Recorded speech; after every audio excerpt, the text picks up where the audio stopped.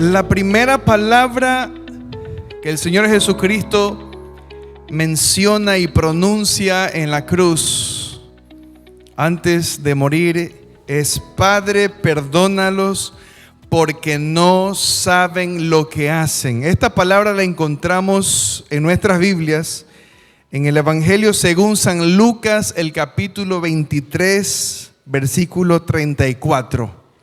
Lucas 23, 34. Padre, perdónalos porque no saben lo que hacen.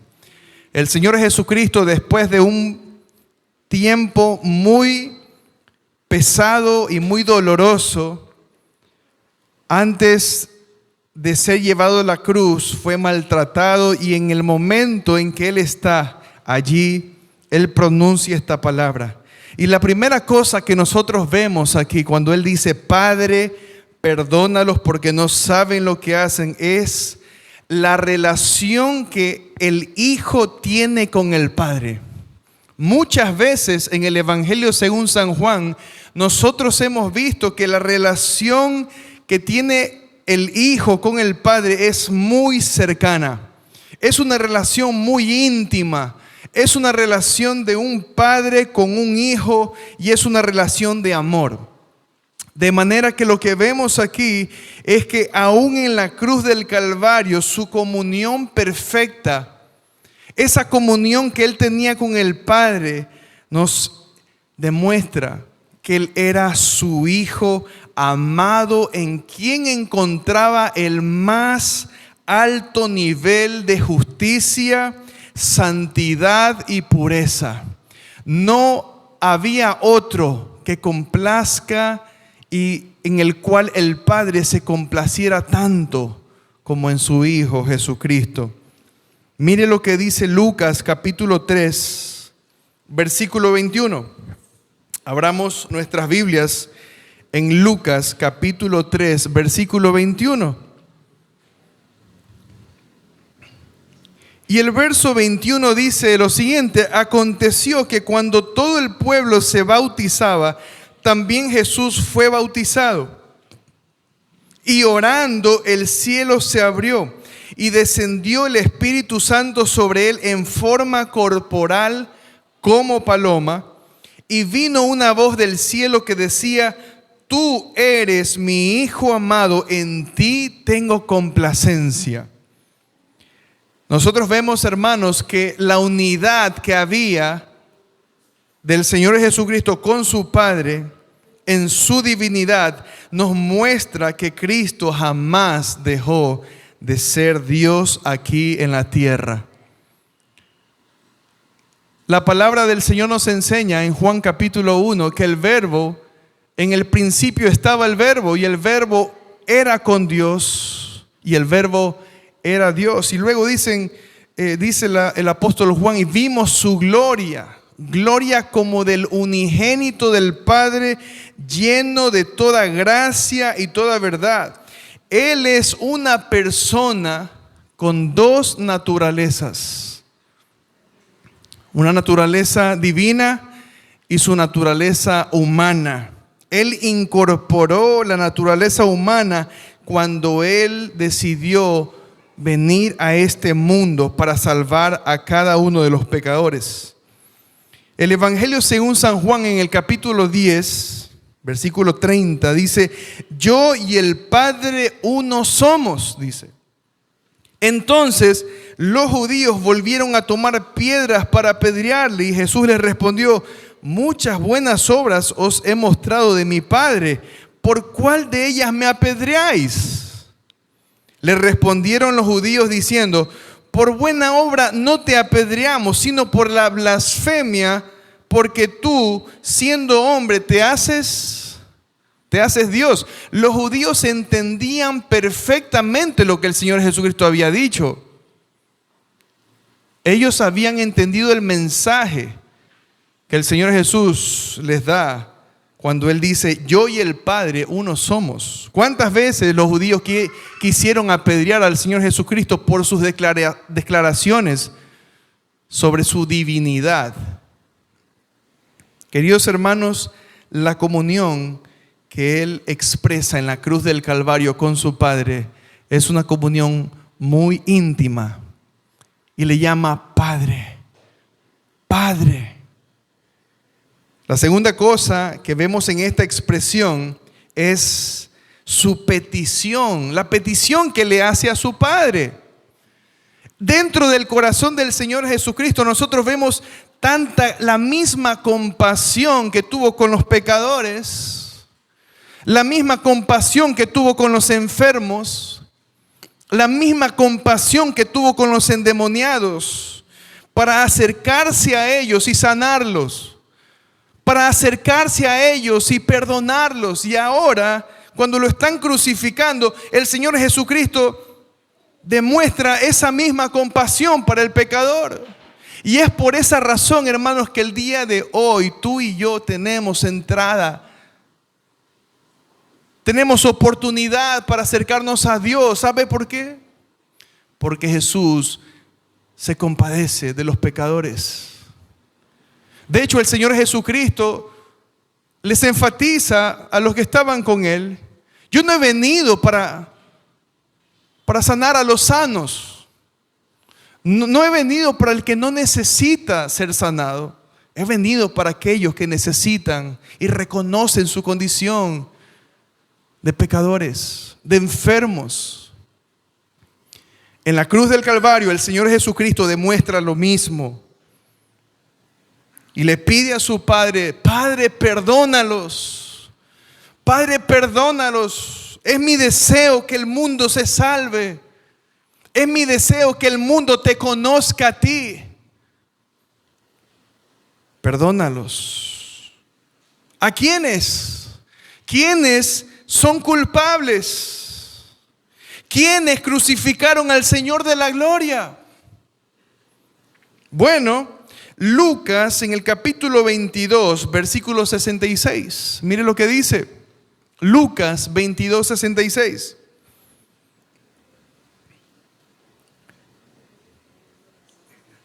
Allí Lucas nos dice quiénes principalmente estaban detrás de todo esto. Mire lo que dice. Cuando era de día, se juntaron los ancianos del pueblo, los principales sacerdotes y los escribas, y le trajeron al concilio. ¿Quiénes estaban allí? Los ancianos del pueblo, los principales sacerdotes y los escribas, y le trajeron al concilio. Ellos estaban detrás de todo esto, detrás de todo este entramado de maldad para crucificar a Jesús. Adicionalmente a ellos, nosotros encontramos también a los romanos. Ellos no se quedaron atrás en la culpabilidad de crucificar al Señor. Vamos a Lucas 23, versículo 11. Lucas 23, 11. Mire lo que dice. ¿Lo tiene? Entonces Herodes, ¿con quiénes? Con sus soldados le menospreció y escarneció, vistiéndole de una ropa espléndida, y volvió a enviarle a Pilato. Miren ustedes cómo los romanos lo escarnecieron y se burlaron de él. Queridos hermanos, a pesar de que ya conocemos quiénes estaban detrás de toda este plan malévolo de sacrificar y de matar al Señor Jesucristo, nosotros debemos entender también que estamos incluidos dentro de aquellos que se habían constituido enemigos del Señor de la gloria. Tú y yo también crucificamos al Señor. Y tú me podrás decir: pero yo no estuve en ese momento.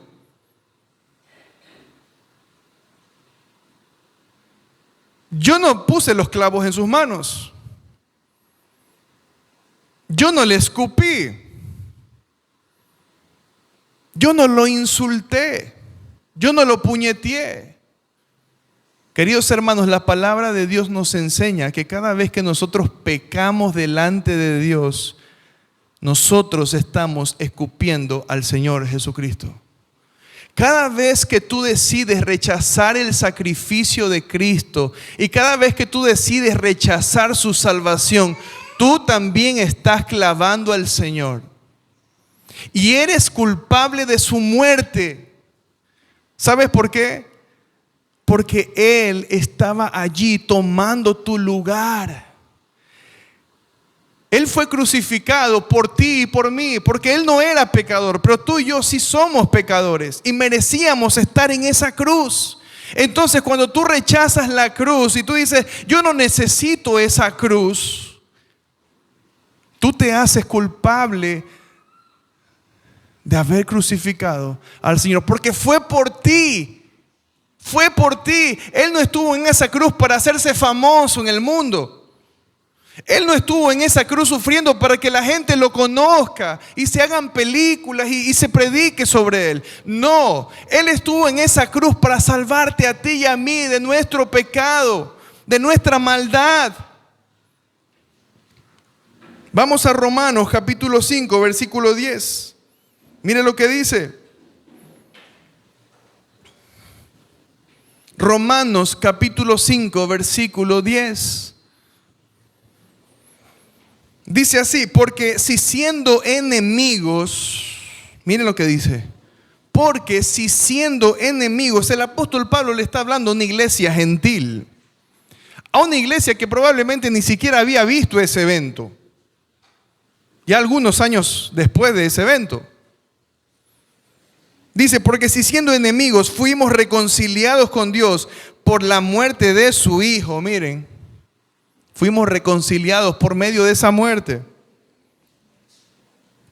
Mucho más, estando reconciliados, seremos salvos por su vida. Y no solo esto, sino que también nos gloriamos en Dios por el Señor nuestro Jesucristo, por quien hemos recibido ahora la reconciliación.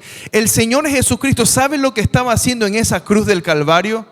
Te estaba reconciliando a ti con Dios. Estaba propiciando la reconciliación del pecador con Dios. Porque todos pecamos, hermanos y amigos que nos escuchan en esta mañana. Todos hemos pecado. Por lo tanto, eso nos separa de un Dios que es justo, de un Dios que es santo, de un Dios que es perfecto. Él estaba tomando tu lugar para reconciliarte con Dios. No rechaces su salvación. Arrepiéntete y cree en el Señor Jesucristo. Síguelo de todo tu corazón. Arrepiéntete. Ese es el mensaje. Hermanos, esto no se trata de hacer una oración de fe y de ahí en adelante seguir viviendo como uno quiere. Esto no se trata de asistir a una iglesia. No se trata de eso. Eso no es el cristianismo. El Señor Jesucristo quiere que tú cambies tu vida. Que tú cambies de dirección, que puedas reconocer que tú lo necesitas. Yo sé que tú no puedes dejar el pecado. Nosotros no podemos dejar el pecado por nosotros mismos, hermano. Y el pecado puede ser muchas cosas. Pero tú necesitas reconocer que necesitas a Dios para poder acercarte a Él, para poder hacer su voluntad, para vivir santamente.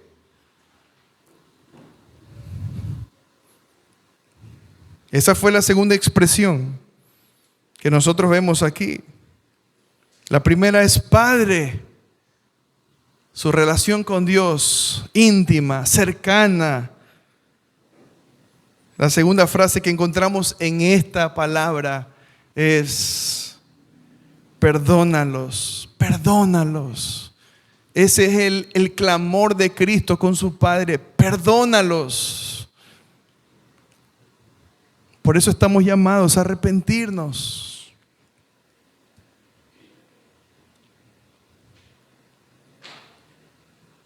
Y el tercer componente que se encuentra en esta hermosa frase que el Señor dice, Padre, perdónalos porque no saben lo que hacen. Y aquí nos salta una pregunta interesante. ¿No saben lo que hacen? Cuando hacemos lo malo, ahora yo les pregunto, cuando hacemos lo malo, ¿sabemos o no sabemos que estamos haciendo lo malo? Sí sabemos. Entonces, ¿qué era lo que no sabían que estaban haciendo? Porque el Señor le dice en esta expresión, Padre, perdónalos porque no saben lo que hacen. ¿Qué era lo que no sabían? ¿Que no sabían que estaban matando a alguien? ¿No sabían que estaban crucificando a un inocente? ¿Qué era lo que ellos no sabían? Ellos sí sabían todas estas cosas, mis hermanos. Sin embargo, su ignorancia iba más allá de saber todas estas cosas que ellos ya sabían que estaban haciendo mal. Vamos a 1 Corintios capítulo 2. Mire lo que nos dice la palabra del Señor. Versículos del 7 al 8. 1 Corintios capítulo 2, versículos del 7 al 8. Mire lo que dice. Mas hablamos sabiduría de Dios en misterio, la sabiduría oculta, la cual Dios predestinó antes de los siglos para nuestra gloria, la que ninguno de los príncipes de este siglo conoció, porque si la hubieran conocido, nunca habrían crucificado al Señor de gloria. ¿Qué era lo que ellos no conocían? Ellos no conocían la luz del Evangelio. Ellos no sabían, no podían ver la luz del Evangelio en sus vidas, hermanos. Dice la palabra de Dios que si ellos hubieran visto esa luz, si ellos hubieran podido entender lo que significaba esa luz en sus corazones, nunca habrían crucificado al Señor de la gloria. Nunca lo habían colgado en aquella cruz. Ellos no sabían lo que hacían porque la luz de la sabiduría de Dios no había quitado de sus ojos la oscuridad. Queridos amigos, tú y yo, cuando no conocíamos a Dios,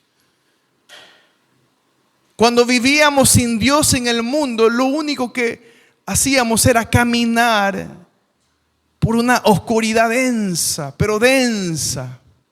No sé si ustedes alguna vez han estado en una oscuridad densa, donde no se ve nada. Así caminábamos todos nosotros. Pero cuando la luz de Cristo resplandeció en nuestros corazones, cuando un día Cristo resplandece su luz en tu mente y en tu corazón, tú te das cuenta lo que estabas haciendo. Y dice el texto que ellos, porque no conocieron esa sabiduría, no conocieron la luz de Cristo, ellos crucificaron al Señor. Ellos tenían un velo sobre sus ojos, un velo. Por eso no veían lo malo que estaban haciendo. Segunda a los Corintios, capítulo 3, versículo 14. Y terminamos con este texto. Vamos a segunda a los Corintios, capítulo 3, verso 14. Miren lo que dice.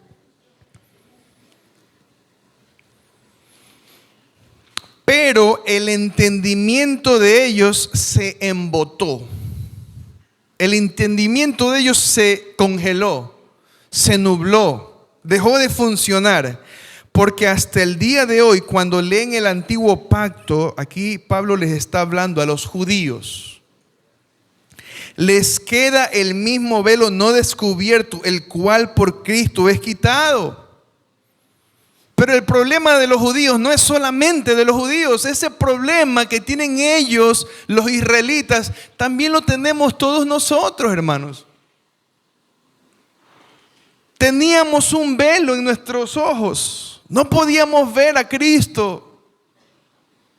Cuando tú ves a Cristo, antes de querer vivir la vida que tú quieres, cuando tú miras a Cristo y lo puedes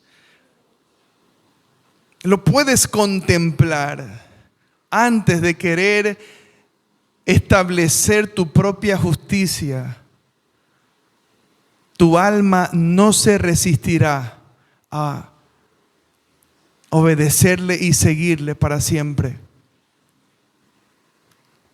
Pero Cristo puede quitar el velo de tus ojos en esta mañana si tú ruegas a Él. Si tú clamas a Él y tú le dices, Señor, yo he recibido esta palabra, tu palabra con fe, y quiero ser diferente, quiero vivir para ti. Segunda de los Corintios 4:4 dice, préstale atención, en los cuales el Dios de este siglo, Satanás, cegó el entendimiento de quienes, de los que no creyeron, de los incrédulos, para que no les resplandezca la luz del evangelio de la gloria de Cristo, el cual es la imagen de Dios. Queridos hermanos, solo Dios nos puede librar del poder que Satanás tiene sobre nosotros, sobre nuestros ojos. No nos permite ver. Nosotros podemos vivir como nosotros queramos, pero hasta que el Señor no quite ese velo de tus ojos, hasta que tú no clames al Señor y te acerques a Él en arrepentimiento, y tú le demuestres tu necesidad del Señor. Yo no puedo, yo he intentado muchas veces vivir como tú deseas, pero yo no puedo vivir así. Hasta que tú no clames delante de Él y te humilles y dejes que Él sea el Señor de tu vida. Porque a veces queremos que sea el Salvador de nuestra vida. ¿Cuántos no quieren que Cristo nos salve a todos? Todos queremos que Él nos salve, pero ¿cuántas veces nosotros queremos que Él sea el Señor de mi vida? Donde es Él el que establece sus reglas. Es Él donde establece la vida que tú y yo debemos seguir. Yo te digo una cosa, si Cristo no puede ser tu Señor, nunca será tu Salvador. No nos engañemos, hermanos. Si Cristo no es tu Señor, nunca Él será tu Salvador. Arrepiéntete y entrégate a Él, sinceramente y de todo corazón. No te pido que hagas aquí una oración y un compromiso conmigo. Quisiera que guardes la palabra de Dios en tu vida y te acerques silenciosamente delante de Dios y le pidas perdón.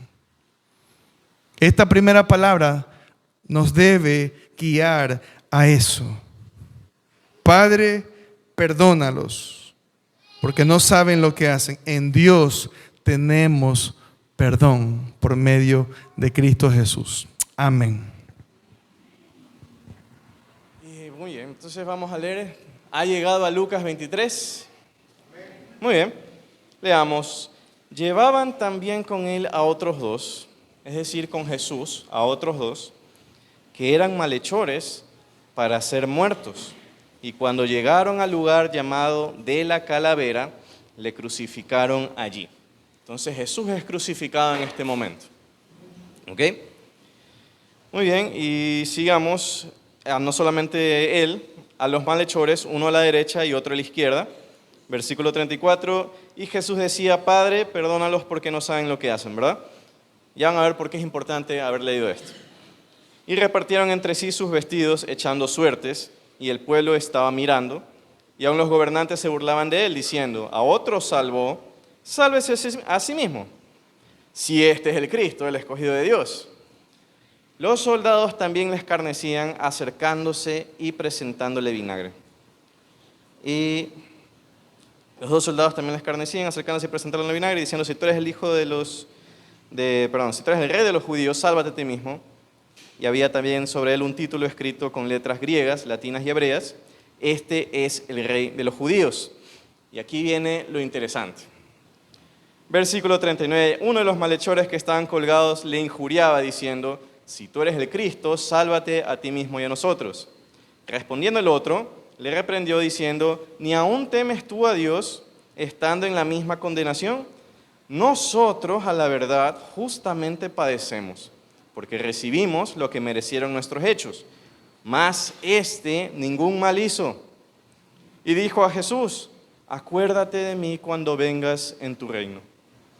Entonces Jesús le dijo, de cierto te digo que hoy estarás conmigo en el paraíso. Qué espectacular. Hay un autor que se llama Erwin Lutzer, del cual tomo esta idea. Y él dice que la humanidad se resume en estos dos ladrones. Y me parece fascinante, porque el mundo hoy en día en nuestra cultura está empecinado en dividirnos con ideas acerca de la sexualidad, con ideas acerca del matrimonio, con ideas acerca del género, de la educación a los niños, con ideas acerca del aborto, y empiezan a formar varias facciones, ¿no? Que somos los unos contra los otros. Y la Biblia te lo deja muy, muy claro. Realmente solo hay dos grupos de personas en el mundo. La humanidad está resumida en estos dos ladrones. Y uno estaba a la izquierda y el otro estaba a la derecha de Jesús. Unos se burlan y no creen, los otros entienden. Pero lo particular es que esto no es acerca de buenos versus malos. Pensemos en la crucifixión. La crucifixión era el castigo romano más tortuoso, agonizante y espeluznante posible. Porque básicamente lo que hacía era obligar, como para que me vean las piernas, obligar, una vez que clavaban las piernas o los talones en la cruz, obligaban al condenado a que hiciera presión sobre los pies, ¿no? Pero estaban clavados. Qué doloroso para poder respirar, porque la posición era tan incómoda que uno se ahogaba. Y con las heridas se producían hemorragias internas. Entonces, hablar era un esfuerzo tremendo.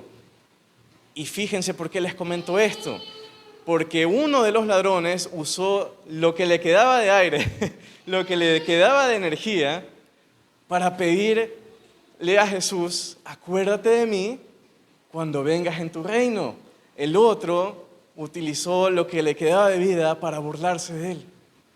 Y eso es realmente impactante. Imagínense, hay otros que dicen, no, es que estamos hablando de una salvación acerca de, en el último momento, la típica que estás en el hospital, te has enfermado y estás esperando lo último para poder aceptar a Jesucristo en tu corazón. Y hay autores, en cambio, que dicen, no, más bien es todo lo contrario. Estos ladrones tuvieron, en la primera oportunidad de salvación, decidieron creer y el otro decidió burlarse. Piénselo. ¿Cómo podrían saber ellos quién era Jesús? ¿Por qué alguien pondría su fe en alguien que está crucificado juntamente con ellos, que está hecho pedazos? Isaías 53 dice que su cara estaba desfigurada, no hay belleza en él para que nos fijemos en él, ¿ok? Por tanto latigazo, por tanta tortura que Jesús había soportado. Y la crucifixión desfigura.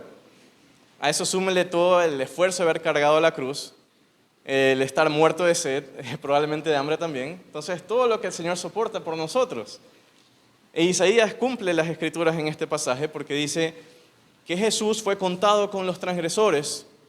Y la lección para nosotros es, Él fue contado con los transgresores para que nosotros seamos contados con los justos si es que decidimos adoptar o imitar el ejemplo de este ladrón.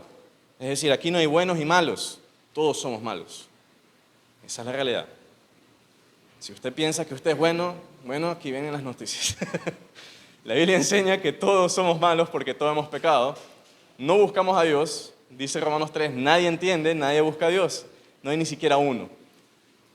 Y dice también que cada uno trata de decir esto es bueno, esto es malo. En Génesis 3, ustedes quieren ser como Dios, le dijo Satanás buscarán ser como Dios, serán como Dios, perdón.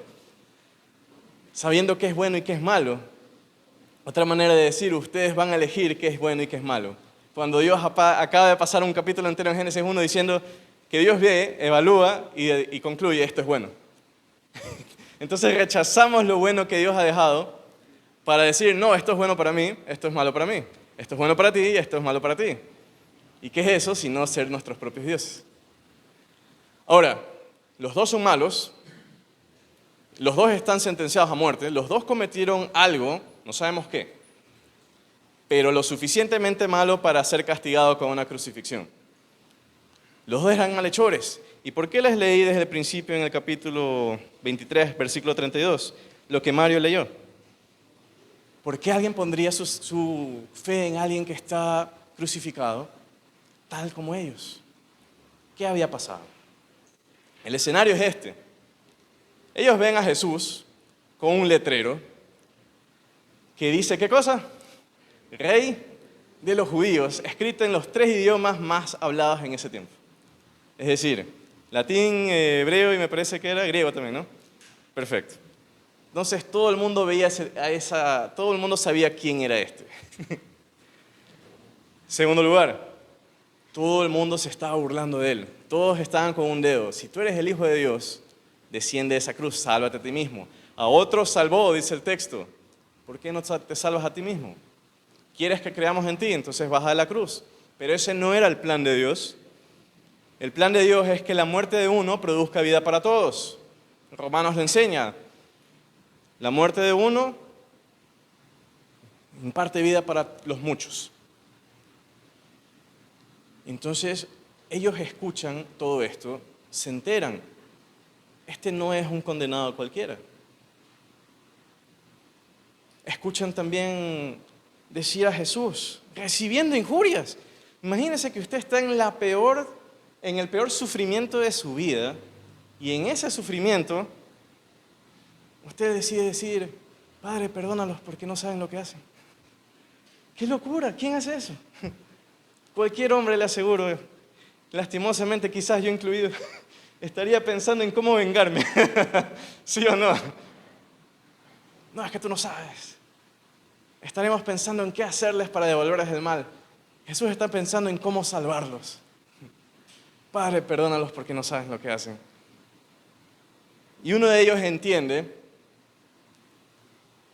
quizás este sí es el Hijo de Dios. Y hay las frases que él le dice no solo al otro malhechor, sino a Jesús, nos dejan entender unas 4 verdades increíblemente ciertas que deberemos imitar nosotros. Quisiera leerles una vez más estos versículos y con eso terminamos. Fíjese, cuando el malhechor se refiere al otro malhechor, estamos en el versículo 40. Respondiendo el otro, le reprendió diciendo, ¿ni aún temes tú a Dios? ¿Sabe qué? Hay unas traducciones, que en las Américas, por ejemplo, dice a tu Dios. No dice a Dios, dice a tu Dios. ¿Ok? Ni aún temes tú a Dios, están en la misma condenación, ¿verdad? Nosotros a la verdad justamente padecemos porque recibimos lo que merecieron nuestros hechos, mas este ningún mal hizo. Entonces, ¿qué entendemos acerca de esto? 1,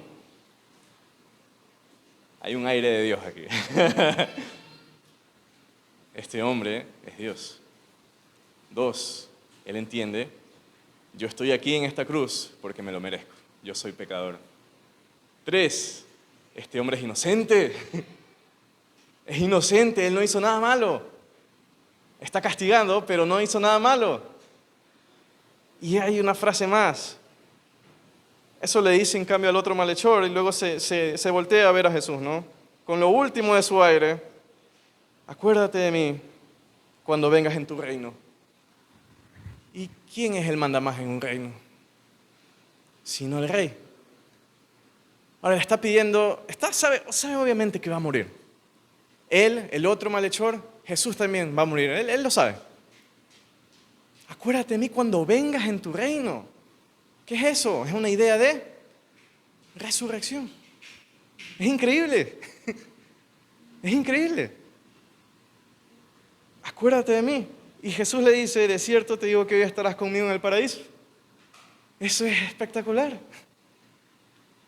Entendemos que todos somos malos, pero hay que entender algo más. No espere hasta estar sufriendo las consecuencias de nuestros actos para empezar a pedir salvación. No espere hasta lo último, esa falacia de decir, yo voy a vivir mi vida como yo quiero y si enfermo, a lo último de mi vida, ahí es cuando me voy a arrepentir. Usted no sabe cuándo se va a morir. Hay predicadores que habiendo dado un exitoso sermón, una predicación increíble, murieron justo después. Dijeron lo que tenían que decir y murieron. Usted no sabe cuándo va a morir. Así que no, eso es orgullo, no lo haga. Hay que imitar al ladrón. Y lo que este señor Erwin Lutzer dice en su libro es, sabemos que necesitamos salvación cuando estamos totalmente indefensos. Y a veces el Señor le va a poner en una esquina, lo va a arrinconar. Como este ladrón no tiene nada más que hacer en esa cruz. Solo tiene una decisión, voy a usar lo último de mi aliento para hablar con este hombre que parece que es Dios y que es inocente y que ofrece perdón. Padre, perdónalos porque no saben lo que hacen. Y tiene poder para perdonar y para salvar. A otros salvó. Y luego viene la injuria, ¿no? Fíjese en eso, qué especial que es. Jesús, con lo moribundo que estaba, prometió salvación y el paraíso. Imagínese lo que Él puede hacer por usted como el Cristo resucitado. Amén a eso. Eso es una vida muy especial. Por favor, continuemos. Una oración previo a eso. Padre, te pedimos que sepamos quiénes somos delante de ti. Tú eres el Dios que perdona, que en la muerte perdona. ¿Cuánto más en la resurrección? Ya tú, Cristo resucitado, levantado entre los muertos. ¿Cuánto más haces? ¿Cuánto más? Si estuviste alguna vez limitado en un cuerpo de carne, ¿cuánto más puedes hacer hoy? Te pedimos que nos sepamos pecadores, que estamos condenados a muerte, que somos como estos malhechores, condenados a muerte, reos. Y te rogamos que con lo que tenemos de vida pidamos servirte, vivir para ti, sabernos pecadores y dirigirnos a ti como uno que viene de nuevo a gobernar esta tierra. Y te pedimos perdón. Y bendice este culto, Señor, en el nombre de Jesús. Amén. Juan, capítulo 19, versículos 25 al 27. Si la segunda palabra habla de seguridad, hoy estarás conmigo en el paraíso. La tercera palabra habla de compasión. Vamos a leer esto. ¿Han llegado a Juan capítulo 19, versículos 25 al 27? Muy bien. A mí se me perdió, espérenme un segundito, aquí está. Versículo 25 dice, estaban junto a la cruz de Jesús su madre y la hermana de su madre, María, es decir, María, mujer de Cleofas, y María Magdalena. 26, cuando vio Jesús a su madre y al discípulo a quien él amaba, es decir, a Juan, que estaba presente, dijo a su madre, mujer, he ahí tu hijo. Después dijo al discípulo, he ahí tu madre. Y desde aquella hora el discípulo la recibió en su casa. Ok. Hay algo muy interesante que leí acerca de esto. Quisiera compartírselos. Y justamente antes de este pasaje se encuentra el asunto en que los soldados reparten las piezas de la vestimenta de Jesús. Este señor dice, que es Charles Swindoll, que la vestimenta judía estaba compuesta por cinco piezas. Ahora imagínense cómo entendemos eso, es decir, no estaba todo cosido entre sí, sino que así como nosotros usamos diferentes vestimentas, ropa, tenemos zapatos, tenemos medias, tenemos interior, tenemos pantalones, camisa, corbata, leva, todo lo que usamos, ¿verdad? En el caso de los varones. Habían 4 que sí podían rasgarse porque eran de costura, pero una era solo una sola costura, es decir, una sola pieza, que es la túnica. Entonces los soldados, para cumplir las escrituras, la profecía, rasgan todo esto, ¿verdad? Y se los reparten. Es decir, separan las piezas sin dañarlas, ¿no? Porque una se puede poner encima de otra, se las dan. Son 4 soldados y luego queda la túnica. E inmediatamente sucede la tercera palabra. El señor Charles Swindoll, meditando acerca de esto, dice ¿por qué? ¿Por qué viene inmediatamente lo uno después de lo otro? Y se piensa que esta túnica era especial porque era la que María hizo para Jesús. Al ver que Jesús, estando jugando con sus ropas, esta ropa querida de su mamá, lo más probable es que algo hubo en su corazón, se dirige a su madre, se acuerda, él sabe, no soy yo solo en mi sufrimiento. Imagínese que la persona que usted ama está agonizando. Yo me imagino a mi pequeñito o o tengo este temor particular, que es algo muy, muy personal mío, que por cosas de la soberanía de Dios, el Señor se lleve a mi esposa o a mi hijo. Al punto de las lágrimas es esto de aquí para mí. Y lo pienso, o sea, imagínense soportar ese tipo de dolor. Ahora Jesús en su dolor hace algo que es digno de imitar. No piensa solamente en Él. Piensa en su mamá.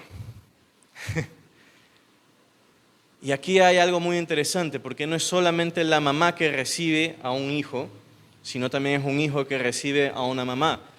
En las congregaciones suele suceder que hay pérdidas, hay muerte, y quiero decirle una cosa acerca de eso, y que me acompañe a Marcos, el Evangelio de Marcos, capítulo 10, versículos 29 y 30. Sucede que a veces en nuestras vidas las cosas no son como queremos. Y quisiera ofrecerles una palabra de consuelo. Cuando existe pérdida en nuestras familias, cuando existe una muerte súbita, una muerte repentina, o incluso una muerte que nos la olíamos. Alguien enferma en nuestra familia, lleva un buen tiempo enfermo y fallece. Y la Escritura ofrece un consuelo acerca de hijos que se quedan sin padres, padres que se quedan sin hijos, hermanos que se quedan sin hermanos, ¿no? Cuando perdemos a un familiar. Vamos a Marcos y vamos a leer. Capítulo 10, versículo 29. Respondió Jesús y dijo, quisiera darles un poquito de contexto, es un versículo atrás, versículo 28. Pedro comenzó a decirle, he aquí nosotros lo hemos dejado todo y te hemos seguido. Respondió Jesús y dijo, de cierto os digo que no hay ninguno que haya dejado casa, o hermanos, o hermanas, o padre, o madre, o esposa, o hijos, o tierras, hablando de propiedades, ¿no? Por causa de mí y del Evangelio, que no reciba 100 veces más ahora en este tiempo, es decir, casas, hermanos, hermanas, madres, hijos y tierras, con persecuciones y en el siglo venidero la vida eterna. Pero muchos primeros serán postreros y los postreros primeros. Y a veces sentimos que cuando nosotros somos los últimos, porque hemos pasado terribles enfermedades en la familia, cuando hay cáncer, cuando hay comas, cuando hay cosas semejantes, ¿no? Nos sentimos como los últimos. Bueno, aquí hay una palabra de consuelo para todos nosotros y para mi esposa. El padre de ella está en coma, totalmente vegetal. Y quizás hoy día cumplimos, en septiembre se cumplen unos 7 u 8 años, ¿verdad? Imagínense eso. Ahora, ¿qué hacemos cuando tenemos circunstancias como esas? Por favor, no le eche la culpa a Dios. ¿Por qué? Porque Dios conoce nuestros corazones y Él está listo para hacer todo lo que sea necesario para atraer su corazón hacia su salvación. Y si eso involucra tocar padres o madres o hijos o hermanos para que dejemos un pecado o para que dejemos incredulidad, no digo que vaya a ser 100% efectivo, esto va a pasar. No necesariamente, pero es algo que podría suceder y no lo sabemos. Así que, ¿cuál es nuestro consuelo? No deje de seguir a Cristo, porque Él tiene cuidado de usted. Aún en la cruz tuvo cuidado de su mamá, aún en la cruz tuvo cuidado de Juan. No deje de seguir a Cristo. Cuando usted sigue a Cristo va a descubrir familia nueva, hermanos y hermanas y padres o figuras o mentores que sirven como un padre o una madre. Hay un señor en Precepto, ¿se acuerdan de David Arias? ¿Sí? ¿Sí? Bueno, yo también sirvo con el mismo ministerio. Mario nos ha tenido la gran consideración de que podamos servir con él también. Y hay un señor que es de Rumania, que se llama Basil, y él tuvo, en la ausencia de una figura maternal, una señora que le dobla la edad, ya anciana en estos momentos, es una figura emblemática en Precepto, y ella levantó un ministerio del otro lado del mundo, ¿no? En Rumania, haciendo discípulos donde realmente ya sufren persecuciones o espantosas, donde decir Cristo, arresto o muerte, o persecuciones. Y ella se extendió y lo discipuló y lo convirtió en el líder que él es hoy. Y él es un evangelista y tiene un don precioso de evangelismo, que cuando Dios decide usar ese don en él, sabe cómo cautivar y atrapar a alguien para hablarle acerca de Jesús, creando una conversación de la nada, al estilo de Jesús, como cuando Jesús habla con la mujer samaritana. Él mismo se acerca, él mismo teje todos los hilos de la conversación. Eso es el don de evangelista. Y es algo maravilloso porque Dios mismo puso en su vida a alguien que se ocupe de él, que ponga esa figura materna en su corazón. Y si usted ha sufrido pérdida, no desespere, no se desanime, no deje de servir a Cristo. De seguir y servir a Cristo. Porque Él mismo se encargará de suplir aquello que es necesario en nuestros corazones. Si es necesaria una figura paterna, porque hay ausencia o porque hubo fallecimiento, Él se encargará de ofrecer a alguien que cumpla ese rol. No desfallezca. Y quisiera terminar esto con unos pocos versículos de 2 de Juan. Miren qué se convierte esta familia. Casi ni leemos esta carta, ¿no? Le paramos bola a 1 de Juan, pero 2 de Juan, ¿qué es? No, solo bromeo. El libro de 2 de Juan es un capítulo y tiene 13 versículos. No los vamos a leer todos, pero sí quisiera leer los primeros para dar a entender algo. Cómo la compasión se convierte en servicio. Cómo la compasión abre una puerta para crear ministerio. Les voy a leer esto, es 2 de Juan, es solo un capítulo, el versículo 1 dice así. El anciano, a la señora elegida y a sus hijos, a quienes yo amo en la verdad, y no solo yo, sino también todos los que han conocido la verdad, a causa de la verdad que permanece en nosotros y estará para siempre con nosotros, sea con vosotros gracia, misericordia y paz de Dios Padre y del Señor Jesucristo, Hijo del Padre, en verdad y amor.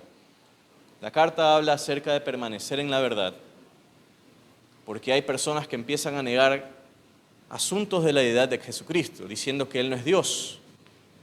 Piensen cómo la gente puede negar con filosofías, con ideas, con conceptos modernos, quién es Jesús, qué hizo en la cruz, su resurrección y el reino venidero. Eso es el Evangelio.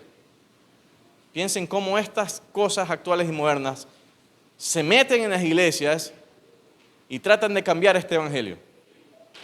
¿Qué dice? Un poquito más adelante, viene el versículo 9. Cualquiera que se extravía y no persevera en la doctrina de Cristo no tiene a Dios. El que persevera en la doctrina de Cristo, ese sí tiene al Padre y al Hijo.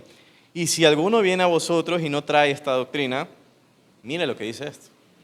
No lo reciban en casa ni le digan bienvenido, porque el que dice bienvenido participa en sus malas obras. ¿Y cómo entendemos esto? Fácil. Ellos buscan llevarse a la gente que todavía no tiene cimientos profundos o bien establecidos acerca de Jesús. Qué fácil es que venga un pastor y dice, yo tengo una enseñanza nueva o yo tengo una enseñanza novedosa. Y con algo muy sutil se empieza a llevar gente a sus propios ministerios, se empieza a llevar gente y se roba ese fruto, ¿no? El fruto que aparece en el versículo 7. Muchos engañadores han salido por el mundo que no confiesan que Jesucristo ha venido en carne. Este es el engañador y el anticristo.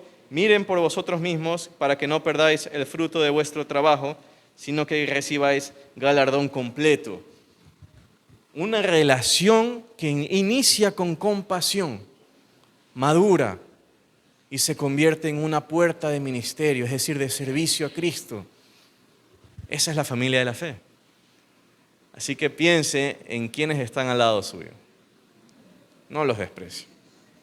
Piense en si tiene alguna ausencia familiar.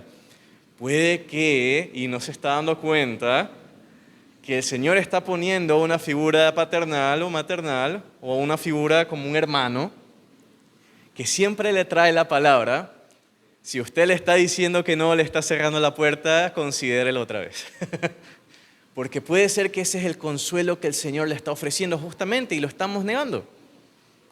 Así que no lo dejen afuera. Si alguien dejan afuera, no reciban en casa a aquel que niega a Jesús. A ese sí se puede quedar afuera. Entonces oremos. Hay algo que les quiero leer en oración. Y Señor, ¿quiénes somos nosotros cuando sufrimos? Tú nos mostraste que aún en la más agonizante prueba, la prueba de la cruz, tú te acordaste de tu mamá, te acordaste, bueno, en este caso, de María, te acordaste de Juan. Y el Señor Jesús, a punto de dejar de ser solo Dios hombre, empieza o vuelve al Padre. Y es la deidad completa en su máximo esplendor, la deidad que Juan percibe en Apocalipsis 1. Que su mirada es como el fulgor del sol, sus pies como el fulgor de bronce, todo él es resplandor, él es impresionante.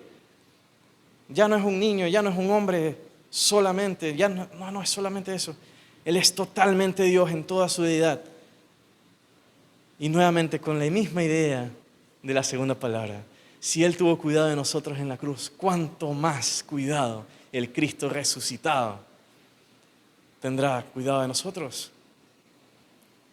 Que esa compasión nos haga saber que tú sigues a cargo de nosotros, nos sigues ofreciendo cuidado, consuelo, y que no despreciemos ese consuelo porque puede ser en el futuro una oportunidad para servir con la familia de la fe. Gracias, Señor, en nombre de Jesús. Amén.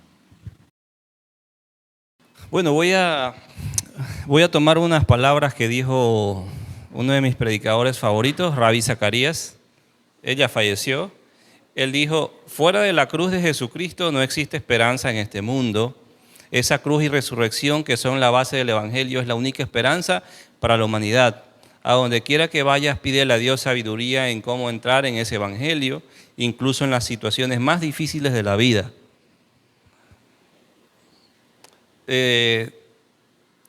Hago esta introducción porque, bueno, es un hombre que tuvo un testimonio increíble, a pesar de que pues, su vida, su muerte no trajo consigo cosas muy buenas. Pero ¿cuántos en esta Biblia no hay personas que han pecado y han fracasado? Muchos, ¿no? Todos los hombres que están ahí han fracasado, han pecado, se han caído. El único que fue perfecto es Cristo, ¿no? Entonces, cito a Rabí Zacarías porque es una de las personas que he escuchado en sus enseñanzas, prédicas muy, muy complejas. Él era indio. En una ocasión él tenía 16 años, se quiso suicidar. Y eso lo llevó a Cristo. Entonces, personas que hemos pasado depresión,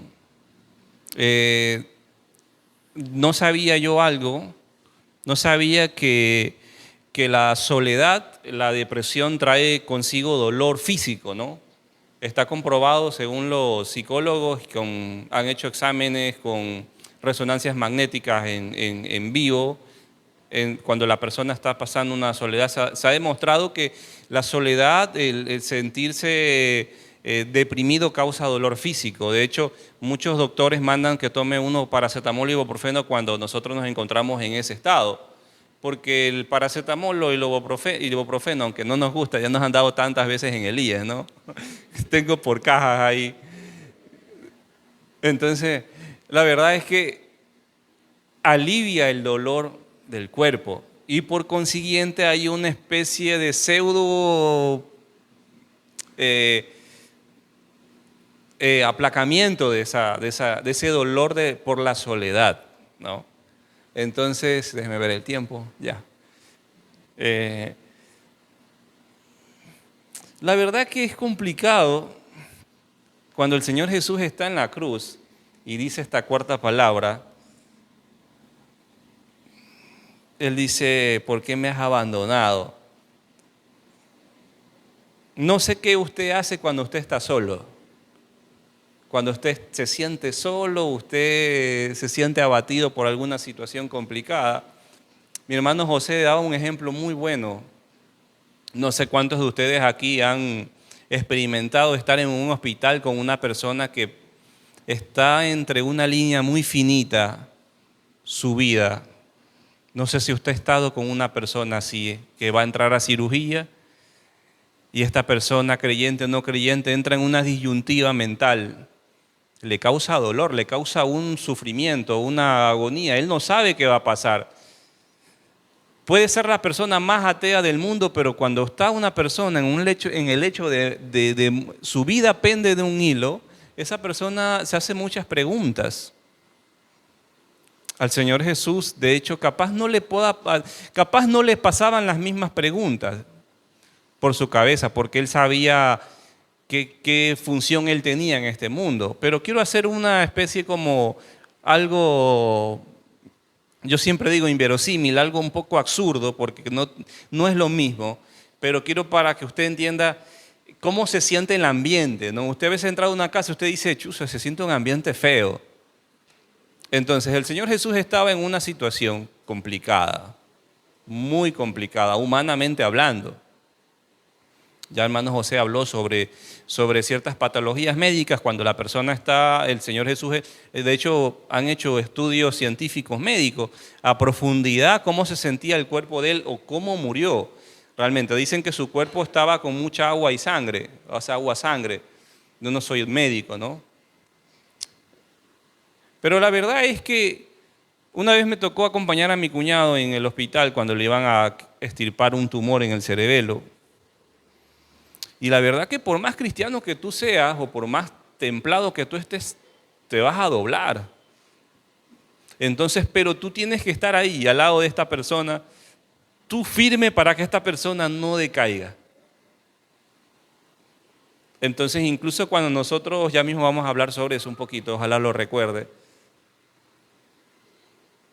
Es que uno plantea un mensaje, ¿no? Una enseñanza, pero a veces no se te da tan bien cuando hacerlo ordenado. Ojalá lo recuerde.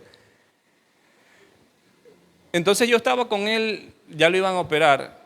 Yo recuerdo que hasta después me rapé la cabeza con él para como hacer una especie de colaboración física, ¿no? Lo raparon y todo, y yo también me rapé, y pues bueno, ahí estábamos. Aunque pasaron muchas cosas después, algún día se los contaré. Pero se sentía un ambiente hostil, feo, cuando él iba a entrar a quirófano. Me acuerdo que esa noche yo dormí con él en el piso en el hospital y se levantó muy temprano, a las 5 de la mañana. Antes él no podía dormir. Lo único que pude hacer en ese momento yo es sentarme con él, agarrar la mano y orar con él.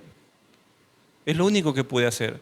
Yo le digo, Michael, no tengo nada más. Lo único que tengo es orar. Vamos a orar. ¿Qué te parece si oramos? Está bien, me dijo, oramos y le trajo paz. Porque él no sabía si se iba a quedar ahí o no. ¿Qué haría usted si le van a abrir el cerebro y usted se va a quedar ahí? Como decía, me gustó algo que dijo el hermano José. No cometamos el error de preguntarle a Dios por qué. Eso es como digo yo, es un absurdo. No preguntarle a Dios, ¿por qué Señor me dio cáncer? ¿Por qué Señor me dio sida? ¿Por qué? Gracias Señor. Es una situación compleja, yo creo que ya ustedes me comprendieron. El Señor estaba en la cruz y Él dijo de hecho Swindoll, Él dice la palabra Elí, Elí, lema sabachthani, pero en la Biblia que nosotros tenemos, en la Reina Valera, dice lama sabachthani. Él dice, ¿por qué me has abandonado? En ese momento el estertor que sentía el Señor Jesús estaba muriendo, estaba agonizando, había pasado mucho dolor, estaba desfigurado, estaba desangrándose todo herido. Yo no sé, por lo general los hombres somos chillones, ¿no? Medio de una gripe, una cosa, lloramos y la esposa está ahí en el periodo, está con gripe, está enferma y la mujer está ahí parada, cocinando, atendiendo a los hijos, atendiendo al esposo. Es verdad, o sea, las mujeres son más fuertes que nosotros, está comprobado científicamente. Pero el Señor Jesús estaba ahí con una fuerza sobrehumana. sufriendo. De hecho, esta canción me gusta mucho, me motiva mucho, porque yo me puedo imaginar en algún momento, no, creo que no ha escrito alguien una canción más clara como la escribió Jesús Adrián Romero. Esta canción es increíble para mí, porque es verdad, o sea, estábamos nosotros ahí, cuando Cristo está en la cruz, nosotros estábamos en sus pensamientos. Cristo estaba ahí pensando por Mario, pensando por mí, pensando por cada uno de ustedes, de que, Señor, dame más fuerzas, porque esto no lo hago por mí, lo hago porque yo tengo una misión. Esa misión es morir para darles vida a mis hijos, a mis hermanos. En el momento de angustia, Cristo encontró consuelo en la palabra. Si usted lee conmigo, vaya conmigo por favor al Salmo 22.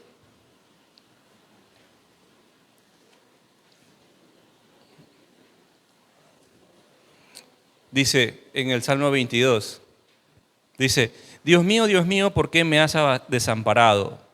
¿Por qué estás tan lejos de mi salvación y de las palabras de mi clamor? Dios mío, clamo de día y no respondes, y de noche y no hay para mí reposo. Pero tú eres santo. Mire, le está diciendo en el versículo, Dios mío, clamo de día y no respondes, y de noche y no hay para mí reposo, pero tú eres santo. Tú que habitas entre las alabanzas de Israel, y sigue ahí. No lo vamos a leer. Es un salmo de alabanza. Que el Señor Jesús, en medio de toda su agonía, su dolor y su sufrimiento, este es el único momento en todas las 7 palabras en que el Señor Jesús se sintió solo. Él estando siempre, vemos que en las otras palabras Él le dice Padre, Él le dice aquí, Dios mío, ¿por qué me has abandonado? Se me eriza la piel de lo duro que tuvo que haber sido. No sé si usted alguna vez se ha sentido solo. Cuando teníamos poco tiempo de casado con mi esposa, yo en mis carnalidades estaba separado de Dios, estaba apartado, no estaba yendo a la iglesia. Pues yo nací en una iglesia cristiana, ¿no? Pero en algún momento tuve que reconocerlo a Cristo. El haber nacido en una cuna cristiana no nos hace parte de Cristo. Tenemos que tomar nuestra decisión. Entonces, en un momento cuando estábamos, me acuerdo que yo siempre he tenido un temperamento bastante volátil. Y pues bueno, estaba un momento así, estaba en la mesa y no me hallaba yo por ningún lado y salgo como loco, desesperado de la casa y tiré la puerta ahí y salí, corrí. Y de repente me veo en una iglesia que me habían invitado y en ese momento pude experimentar, o sea, en esa etapa de mi vida me sentí solo. Nunca sentí que Dios estaba conmigo. Me sentí como que no estaba conmigo. Me sentía, y era una desesperación que usted se quiere hasta morir. No sé si Mario ha sentido alguna vez en tu vida que has sentido que Dios te ha dejado. Es una desesperación terrible. Pero el Señor Jesús, en medio de esa agonía, Él encuentra y dice, Dios mío, Él cita la palabra, cita el Salmo 22 en medio de eso. O sea, Él no se está quejando, Él está diciendo, Señor, mira que yo estoy aquí. Él dice, Él se recuerda el Salmo 22, como todo buen judío, los estudió, los memorizó, y se acordó y dijo, Dios mío. El Salmo 22 es una alabanza, Él cita una alabanza.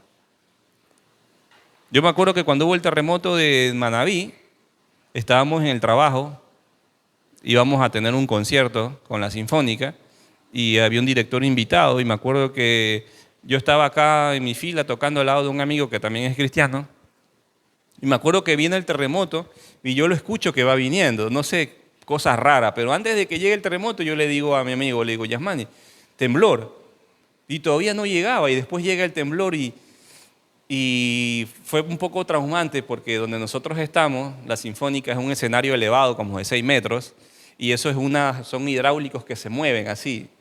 Imagínese usted.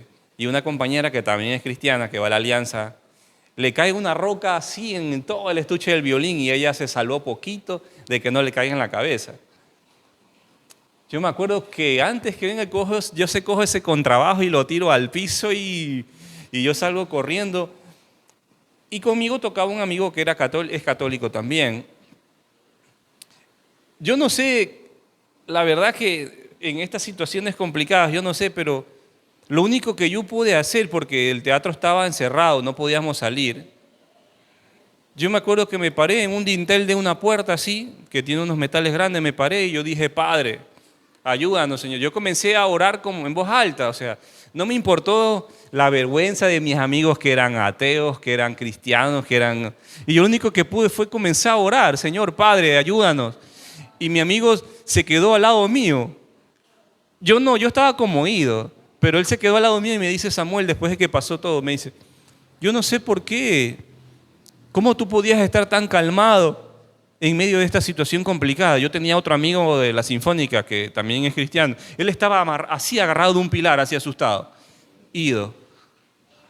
Entonces yo me acuerdo, yo estaba con miedo por adentro, pero lo único que pude hacer fue adorar al Señor y no sé de dónde salió, no digo que soy más santo que ustedes. Creo que salió de mis entrañas, porque ¿qué podemos hacer en momentos de angustia y complejidad de la situación? Lo único que tenemos que hacer es recurrir a Él. Ahora me hago una pregunta. ¿Usted está recurriendo al Señor cuando usted está en angustia y alguna complejidad física, emocional? Pero yo quiero enfatizar lo emocional. Hoy en día está considerado como una de las enfermedades del siglo XXI, la soledad, la depresión. Déjenme decirle que a cristianos les pasa, sí les pasa. No es que un cristiano es super persona, no. Pero siempre recuerda recurrir a Cristo. Si usted lee una de las cosas por las cuales el Señor se sintió solo, voy a hacer la resolución es que en ese momento de soledad cayó sobre él todo el pecado del mundo, todo nuestro pecado. Y en ese momento, como Dios no puede estar donde hay pecado, el Señor dicen los teólogos que Él se sintió solo porque Dios así lo dejó. Son los misterios de Dios. Cayó el pecado del mundo sobre Jesús. Y en ese momento, después de que el Señor dice el libro de Mateo, en Mateo 27, 45, 46, 47, dice que en ese momento entregó el Espíritu, dice ahí en el libro de Mateo. La razón por la cual el Señor se sentía solo y Dios lo dejó así por unos momentos fue para que nosotros tengamos vida en abundancia, como lo dice en la carta de Efesios, en el capítulo 2. Dice por título, si quiere vaya ahí, dice, salvos por gracia. En la reconciliación por medio de la cruz, en el versículo 11, dice, por tanto acordaos que en otro tiempo vosotros los gentiles en cuanto a la carne estabais llamados a la circuncisión. Bueno, y aquí dice, mediante la cruz reconciliar con Dios a ambos, en un solo cuerpo, matando a ella las enemistades. O sea, la cruz nos trajo a nosotros vida en abundancia, nos trajo allá, salvos por gracia, no merecíamos, el Señor por medio de la cruz nos dio eso. Entonces, Cristo se convierte en nuestro paracletos, o otros dicen parácletos, yo digo paracletos. No sé si está bien dicho, Mario. Entonces, en la carta de Juan, primera carta de Juan, en el capítulo 2, versículo 1, dice que si alguno ha pecado, tenemos abogado para con el Padre, a Jesucristo. Es nuestro paracletos. Y esa es la razón por la cual el Señor en la cruz estaba solo, para que Él se convierta en nuestro abogado, en nuestro intercesor, como dice el libro de Timoteo, capítulo 4, creo que el versículo 16, si no me equivoco. Habla que dice que el único intermediario es Cristo. Entonces, en el momento de soledad, angustia, de dolor, depresión, de situaciones complejas, hermano, haga dos cosas. Alabe a Dios y reconózcalo a Cristo. Aunque usted haya pecado, ojo, recuerde que afuera hay muchas ideologías teológicas. No, usted ha pecado, usted no es digno de entrar. Con más razón. busque a Dios, pecó, busque a Dios y reconózcalo y búsquelo en un momento de depresión, de soledad y de complejidad emocional. Para mí es un gusto poder compartir aquí con ustedes la palabra del Señor. Bueno, vamos a Juan capítulo 19. A Juan capítulo 19, versículo 28.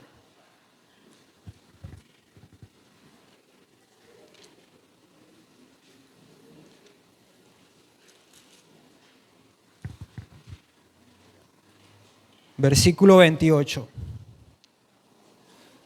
Amén. Dice lo siguiente: después de esto, como Jesús sabía que ya todo había terminado y para que se cumpliera la escritura, dijo: tengo sed. Tengo sed. Esa fue la palabra que Jesús pronunció, su quinta palabra en la cruz del Calvario. Y es interesante esta palabra porque Juan, a través del Evangelio de Juan, que estamos examinando aquí, Juan hace muchas veces referencia a una agua. En Juan capítulo 4 vemos que está recreada la imagen de la conversación de Jesús con la mujer samaritana. Y Jesús le dice a esta mujer: si tú supieras quién soy yo, tú me pedirías agua y tomarías esta agua y nunca más volverías a tener sed, le dice Jesús. Y asimismo, yendo un poco más adelante, le dice, Jesús mismo dice en Juan capítulo 7, dice lo siguiente: en medio de toda una multitud está allí Jesús cenando y se para de repente y les dice lo siguiente: el que tenga sed puede venir. Hace una invitación en ese momento Jesús.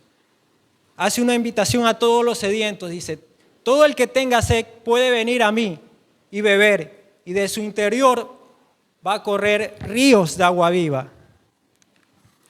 Todas estas referencias al agua lo vemos en el Evangelio de Juan. Y ahora vemos aquí a Jesús en la cruz del Calvario, en sus últimas palabras diciendo, tengo sed. Aquel que había ofrecido agua en abundancia, aquel que había ofrecido agua para no volver a tener sed jamás, ahora está diciendo, tengo sed. Es cierto que hasta en este momento Jesús estaba experimentando una agonía física. Era una agonía real que estaba experimentando en su cuerpo. Pues si recordamos, todo este proceso del juicio había comenzado en la madrugada, ¿no? En la madrugada anterior. Habían tenido a Jesús despierto toda esa madrugada, bofeteándolo, escupiéndolo, pegándole. Y luego el día siguiente, en la mañana, va a un juicio, lo cargan de aquí para allá entre Pilato y Herodes. Y nuevamente lo siguen maltratando, lo siguen golpeando. Y luego lo dirigen hasta la cruz del Calvario, y cargando su propia cruz, un madero muy pesado también, cargando hasta las afueras de la ciudad. Vemos que todo eso, y también vemos que había derramado toda su sangre también, hasta ese momento. Había derramado mucha sangre, porque lo habían azotado. Ninguno de los otros dos malhechores había experimentado todo lo que Jesús había experimentado. Ninguno de los dos que estaba a su costado. Porque ninguno de los dos fue golpeado como Jesús fue golpeado. Fue humillado como Jesús fue humillado. Y él estaba allí, había derramado toda su sangre, estaba con hambre, estaba amanecido, estaba golpeado, había sido blasfemado, abandonado, traicionado por sus propios discípulos, estaba solo en ese momento.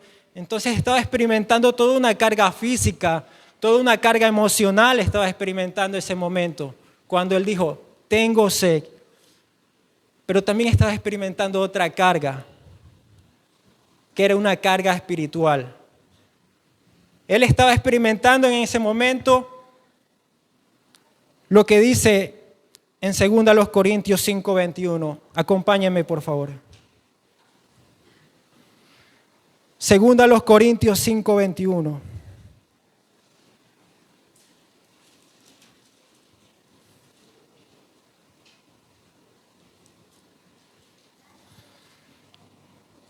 dice lo siguiente: al que no cometió pecado alguno, por nosotros, Dios lo trató como pecador, para que en él recibiéramos la justicia de Dios.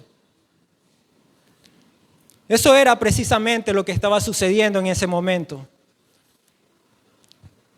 Pues Dios estaba en ese momento cargando todos los pecados del mundo, los pecados pasados, presentes y futuros, los estaba cargando sobre Jesús en ese momento.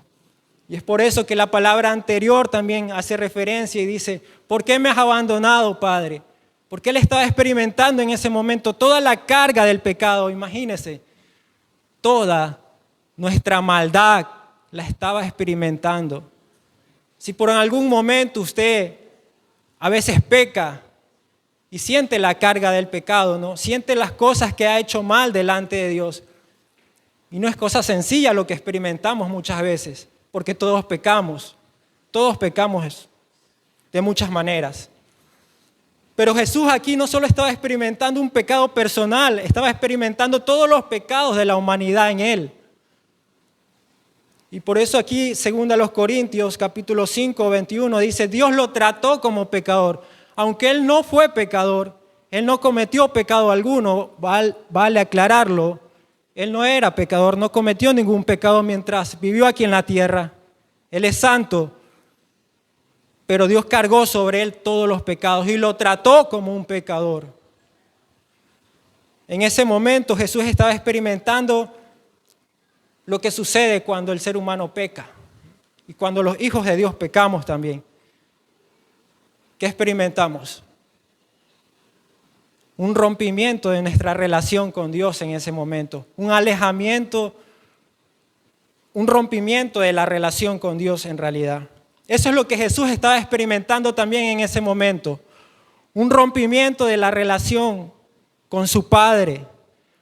Porque su Padre es santo, Él no puede estar donde está todo el pecado. Y Jesús estaba experimentando, estaba cargando sobre sus hombros, figurativamente, todo el pecado de la humanidad.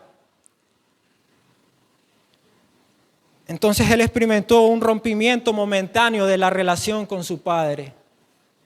Entonces, si podemos ver todo lo que está sucediendo a su alrededor, ¿no? Como lo habíamos mencionado antes. Había experimentado todo lo que había pasado en su cuerpo físico, trasnochado, insultado, abofeteado, traicionado, cargado su cruz, desangrado. Era algo físico, era algo emocional y era algo también espiritual. La carga de todo el pecado del ser humano.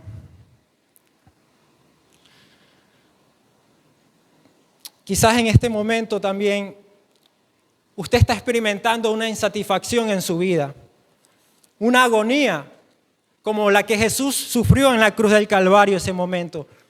Él tenía sed en ese momento, pero era una sed también espiritual, era una sed física y una sed espiritual. Y quizás usted ha estado insatisfecho, ha venido insatisfecho a este lugar quizás con su propia vida. Quizás ha estado luchando, como decían antes. La depresión, bueno, es un síntoma de este siglo. Muchas personas de distintas edades hoy están sufriendo con la depresión y ha venido sufriendo en la intimidad, aunque por fuera usted quizás se muestre cordial con las personas, ría con las personas, pero tal vez ha estado luchando con ese sentimiento depresivo por dentro, viene con esa insatisfacción por dentro. Tal vez ha querido también ahogar su sed de Dios, esa sed de Él, a través del trabajo, a través de sumergirse en una actividad. Tal vez se ha dicho, voy a distraerme, a tratar de salir de todo esto y se ha sumergido en el trabajo, se ha sumergido quizás en algún estudio, en algún deporte que practique. Ha estado allí, tratando de que la actividad lo distraiga un momento de todo ese malestar que siente, de toda esa insatisfacción que siente, de toda esa sed que siente. Tal vez en otro caso, tal vez se ha dado todos los gustos que ha podido darse. Tal vez ha comprado casas, tal vez se ha comprado ropa, tal vez ha disgustado comida en los mejores restaurantes, pero aún así sigue con esa insatisfacción. Usted se ha dicho, bueno, voy a disfrutar, voy a darme algunos gustos para ver si esto me pasa, esto que estoy sintiendo, lo puedo olvidar por un momento. Pero sigue allí esa sed, sigue allí esa insatisfacción. O tal vez se ha perdido en el trajín de la vida, en medio de la búsqueda de satisfacer sus propias necesidades. Ha caído quizás en la ansiedad, en medio de la escasez, quizás que ha experimentado en su hogar, en su vida, en su matrimonio, con sus hijos, la falta de ingresos. Tal vez ha caído en ansiedad también, tal vez ha caído en preocupaciones. Y tal vez buscando todo eso, tal vez buscando también el pan de cada día, uno se va preocupando, como dice Jesús en Mateo capítulo 5. No se preocupen, dice, las aves del cielo llenan en sus graneros, pero ustedes tienen su Padre que les da su alimento diario. No se preocupen, no se llenen de ansiedad, pero usted se ha llenado de ansiedad, de preocupación. Y tal vez siendo creyente, en algún momento ha confabulado todas estas emociones dentro de su corazón. Ha estado allí revuelta algunas emociones, depresión, ansiedad, preocupación, por diferentes motivos. Y se da, y no lo culpo, quizás siendo creyente, tal vez en algún momento pasamos por esto y se da porque también a veces nos enredamos también, como decíamos en el entramado de la vida. Nos enredamos en todo eso y tal vez bajamos nuestra mirada de Jesús también y dejamos que todas esas emociones nos invadan, todo eso nos llene. Pero hoy Jesús le está diciendo a usted lo que le dijo a los invitados en la cena. Vamos a Juan capítulo 7. Juan capítulo 7 para leerlo directamente de la palabra del Señor.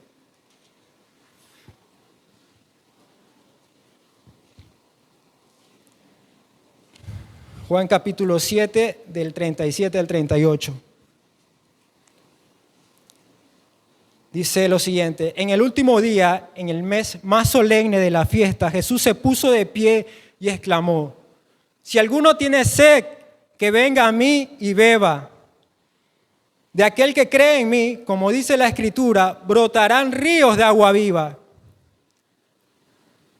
Esta invitación que hizo en un momento dado Jesús, allí en medio de todas esas personas, se puso de pie e hizo esa invitación. Esa invitación la sigue haciendo Jesús hoy. Hoy la sigue haciendo Jesús. Si, como decíamos en antes, usted ha venido con una insatisfacción en su vida, con una sed, como dice el salmista también, mi alma tiene sed de Dios, del Dios vivo. ¿Cuándo vendré a Él y cuándo me presentaré delante de Él? Mi alma tiene sed. Tal vez si usted tiene sed en este momento, hay una insatisfacción en su vida que nada lo ha podido llenar, nada, absolutamente nada, como decíamos en antes, ni las actividades, ni darse todos los gustos, ni aún tratar de quizás de suplir las necesidades, incluso para los padres que tienen hijos, tratar de suplir esas necesidades para sus propios hijos, ni aún eso, ni aún vivir para sus hijos solamente es una satisfacción para el ser humano, ni aún desvivirse para sus hijos. Entonces, la único que puede hoy saciarlo es Jesús, como Él mismo lo dijo. Vengan a mí, esa invitación sigue estando presente hoy. Vengan a mí todos los sedientos, vengan a mí y serán saciados. Amén. Bueno, ahora vamos a Juan capítulo 19, donde estábamos, versículo 30. Solo 2 versículos más adelante.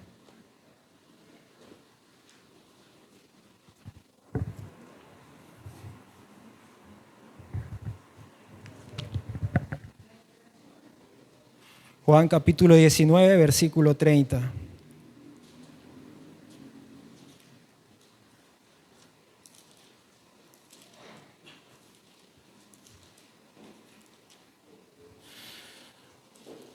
Entonces dice lo siguiente. Vamos a leer desde el versículo 29, donde nos quedamos. Había allí una vasija llena de vinagre, así que empaparon una esponja en el vinagre y la pusieron en una caña y se la acercaron a la boca. Al probar Jesús el vinagre dijo: todo se ha cumplido. Todo se ha cumplido. Y bueno, esta es una de las últimas palabras. Pero con esta palabra que Jesús acaba de decir en la cruz del Calvario, todo se ha cumplido, ¿a qué se estaba refiriendo? Bueno, Jesús, esto se lo podría resumir en toda su misión, se la podría resumir en 3 partes diferentes.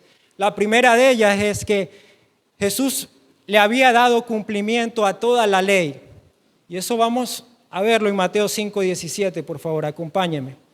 Mateo capítulo 5, versículo 17.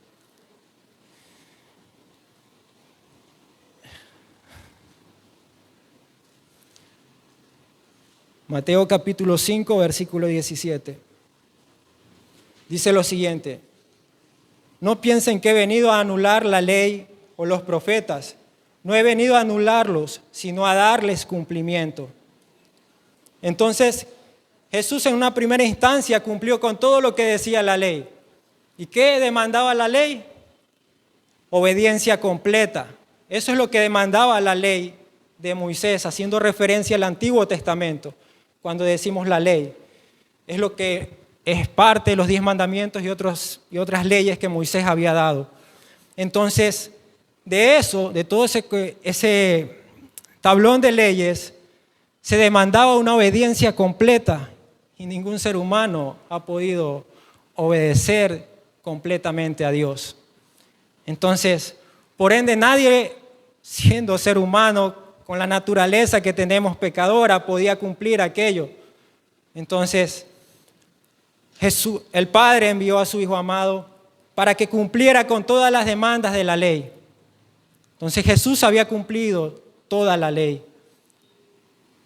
También vemos lo siguiente, una segunda parte que podríamos decir que Jesús cumplió fue que Él cumplió con todas las profecías mesiánicas que se habían hecho acerca de su persona. Él cumplió con todo lo que demandaba la ley, con todo lo que, no solo la ley, sino con todo lo que los profetas en el Antiguo Testamento habían hablado acerca de Él, acerca de su venida. Él dio cumplimiento con cada una de ellas. Y de hecho, volvamos a Juan capítulo 19. Discúlpeme que lo vayamos de versículo en versículo. Vamos nuevamente a Juan capítulo 19. Dice en el versículo 28 que ya habíamos examinado, dice, vuelvo a repetir lo siguiente: después de esto, como Jesús sabía que ya había terminado y para que se cumpliera la Escritura, entonces aquí vemos que Jesús una vez más, siempre desde el comienzo de su ministerio, incluso desde mucho antes se puede decir, con todo el nacimiento de Él, pero desde que inició su ministerio también, Él estuvo muy preocupado de llevar a cabo todo lo que su Padre y todo lo que los profetas habían dicho acerca de Él. Él estuvo muy preocupado y hasta el último momento en la cruz del Calvario, Él dice, tengo sed también, para que la Escritura se cumpliera, dice allí. Porque eso también estaba en el Antiguo Testamento.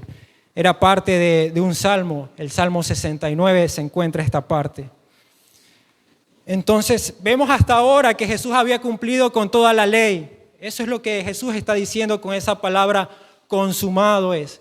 Jesús había cumplido toda la ley con una obediencia perfecta, había dado cumplimiento a todas las profecías mesiánicas, a todas, sin que faltara una sola. Y la tercera es que Él había efectuado la redención para cada ser humano. Veamos lo que dice Efesios capítulo 1, versículo 17. Efesios capítulo 1, versículo 17.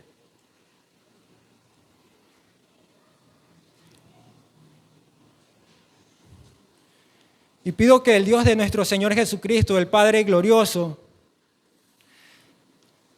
y pido que el Dios de nuestro Señor Jesucristo, el Padre glorioso, les dé el espíritu de sabiduría y de revelación. Estoy leyendo el 17, es el versículo 7. Vamos al versículo 7. En él tenemos la redención mediante su sangre, el perdón de nuestros pecados, conforme a las riquezas de la gracia. Entonces, en él, la redención quiere decir que Jesús efectuó la compra de nosotros, porque cada uno de nosotros, como lo dice Romanos 3:23, cada uno de nosotros es pecador, es esclavo del pecado. No sabemos hacer lo bueno, como ya lo decían en antes. Nadie de los que estamos aquí es bueno completamente, ni ha sido bueno completamente en algún momento. Todos somos pecadores. Entonces no sabemos hacer lo bueno, éramos esclavos del pecado. Y Jesús tuvo que venir y pagar el precio con su sangre, derramar su sangre en la cruz del Calvario para poder efectuar esa compra y darnos esa libertad de la esclavitud del pecado. Como dice en otra parte, nos trajo de la oscuridad al reino de la luz. Éramos esclavos en la oscuridad y nos trajo al reino de la luz. Entonces, nuevamente vamos a repetir. ¿Qué estaba diciendo Jesús cuando dijo esa palabra consumado es? La primera es que había dado cumplimiento a toda la ley. La segunda, había dado cumplimiento a todas las profecías mesiánicas. Y la tercera, que había efectuado la redención por nuestros pecados. Nos había comprado, nos había dado la libertad que nosotros mismos no podíamos dárnosla. Consumado es, está diciendo Jesús, en parte le dice al Padre, he llevado a cabo toda tu voluntad, Padre, aquí me tienes, hasta esta hora de la muerte, aquí en la cruz del Calvario, en mis últimos momentos, he llevado a cabo toda tu voluntad, he llevado a cabo todo lo que tú quisiste que hiciera. Pero consumado es también una sola palabra en el griego, que es tetelestai. Entonces vemos que Jesús pronunció una sola palabra para decir consumado es. Y no lo registra aquí Juan, pero lo registra los otros evangelios. Y nos dice que él pronunció esa palabra, la pronunció con un fuerte grito. No la pronunció en voz baja, como diciendo entre arrepentido y quizás desahuciado, tetelestai. No, él lo dijo con voz fuerte, con voz muy fuerte, porque ese era el grito de victoria que estaba dando Jesús en su último momento. Tetelestai significa ya todo está completo. Tetelestai significa el camino está abierto para el ser humano. He abierto el camino para que ustedes, seres humanos, pecadores todos, puedan volver a Dios. Porque nadie por sí mismo podía llegar hasta el Padre en ese momento. Nadie por sí mismo. Y de hecho, todo lo que se efectuaba en el Antiguo Testamento con respecto a los sacrificios, todo ese sistema religioso con respecto al templo, a los sacerdotes. Si recordamos, quizás algunos sepan de aquello rápidamente, lo recordamos. El pueblo de Israel no podía acercarse a Dios directamente. Él usaba un intermediario. Ese intermediario, ¿quiénes eran? Los sacerdotes. Y también todo el sistema de sacrificios que tenían para poder ser perdonados por esos pecados. Todo ese sistema de sacrificios con animales que tenían que sacrificar. Entonces todo eso tenía que hacer el pueblo de Israel para poder estar en una correcta relación con Dios.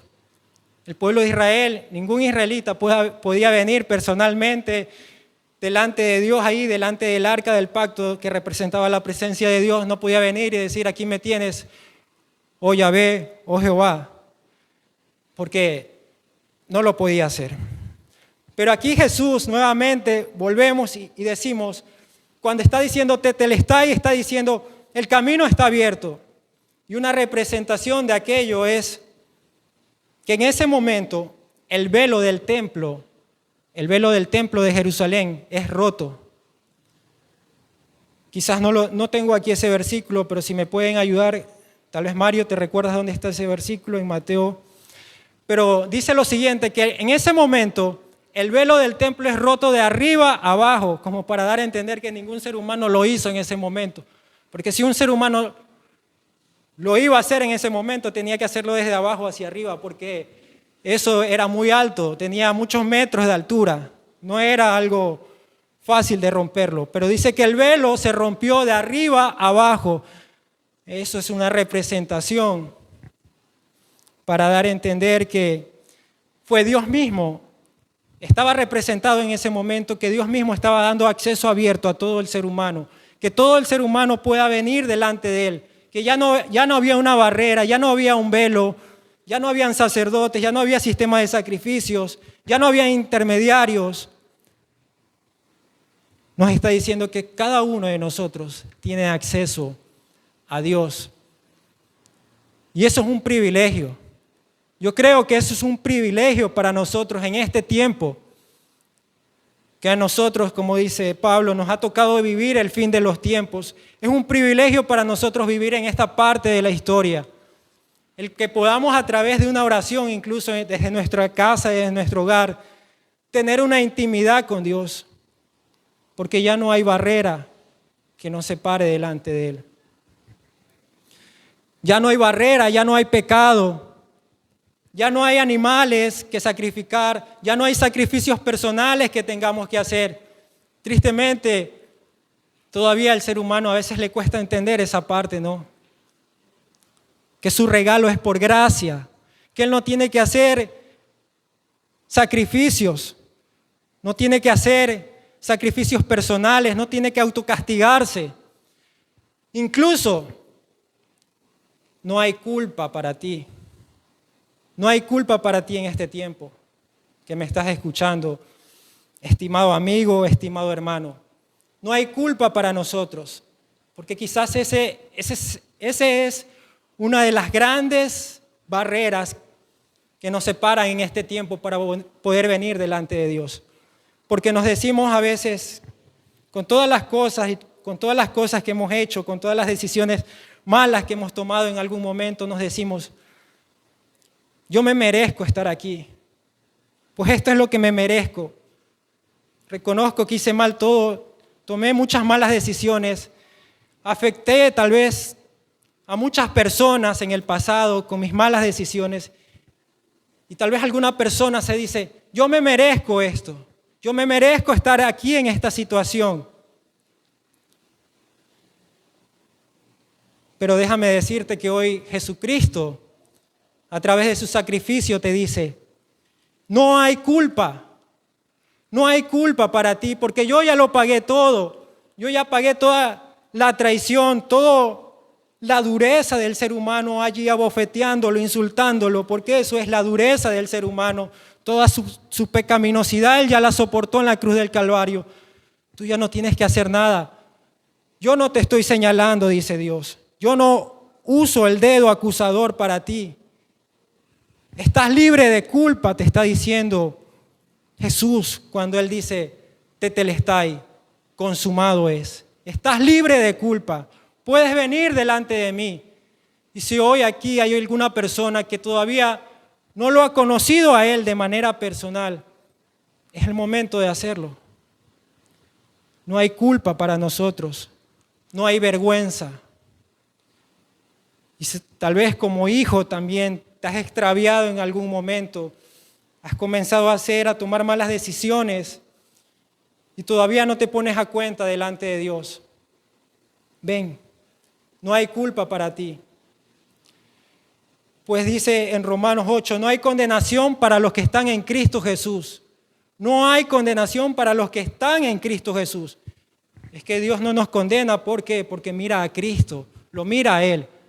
No se trata de que también Él no nos señala porque nosotros tengamos alguna justicia en nuestra propia moral, sino que mira a Cristo Y por eso Él puede decirte hoy, hay perdón. Hay perdón para cada uno de nosotros, estimados hermanos. Hay perdón. Amén.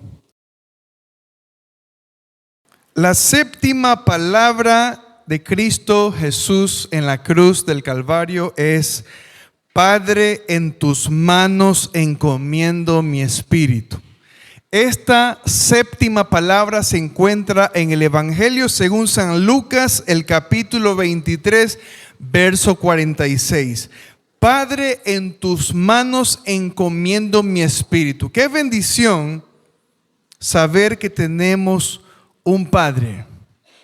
Si cuánta bendición es tener un Padre físico que nos sustenta, que nos cuida, que nos escucha en cualquier momento. Ahora tener un Padre como Dios es una bendición mucho más importante para cada uno de nosotros. Y el Señor Jesucristo vuelve a invocar al nombre de su Padre, tal como lo haría un niño en los brazos de papá.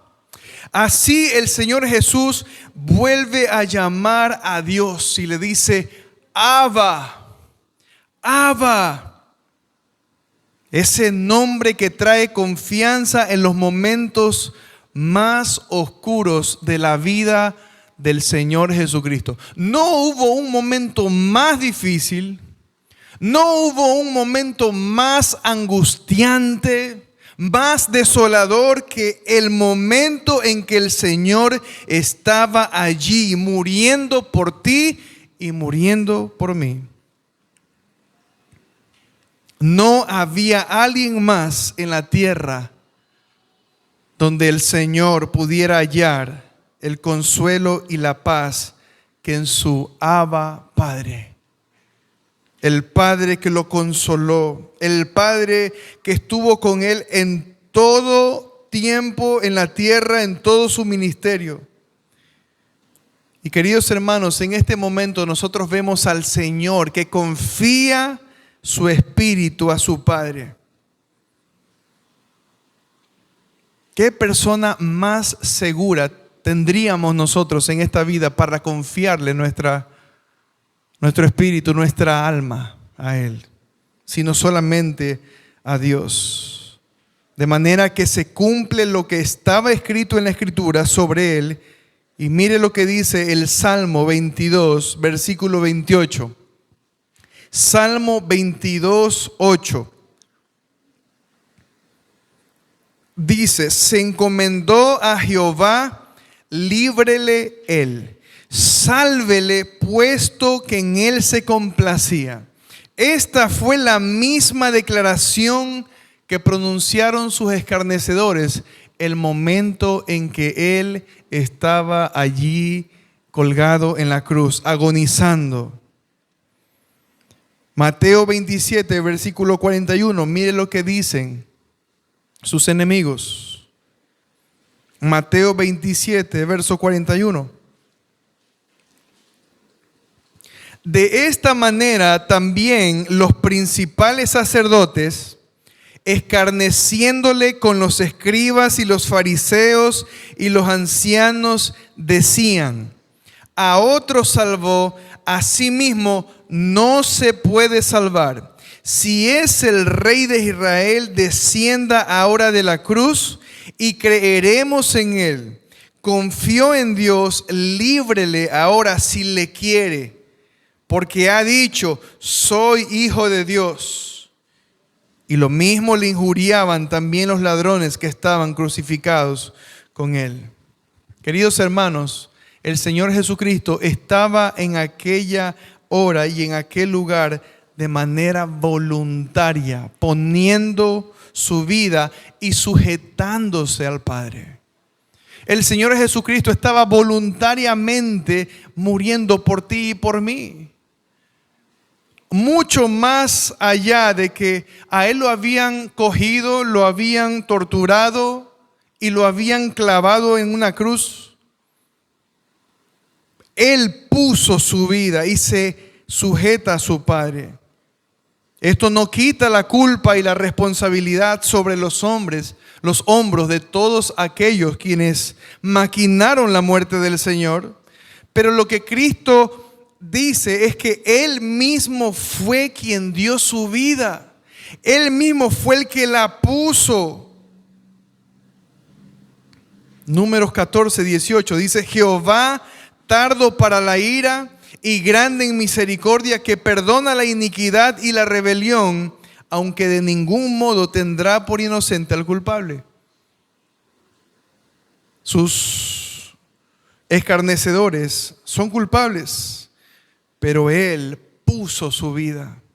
Él se entrega voluntariamente para que todos nosotros tengamos salvación. En otras palabras, su muerte no fue producto del poder que tuvieron los judíos sobre Él. Su muerte no fue producto del poder que tuvieron los romanos sobre Él. Fue su poder obrando en medio de todos estos acontecimientos para cumplir el plan de redención que había trazado desde antes de la fundación del mundo para salvarnos a ti y a mí. Para salvar a todos aquellos a quien Él había escogido. Para salvar a todos aquellos a quien Él había elegido.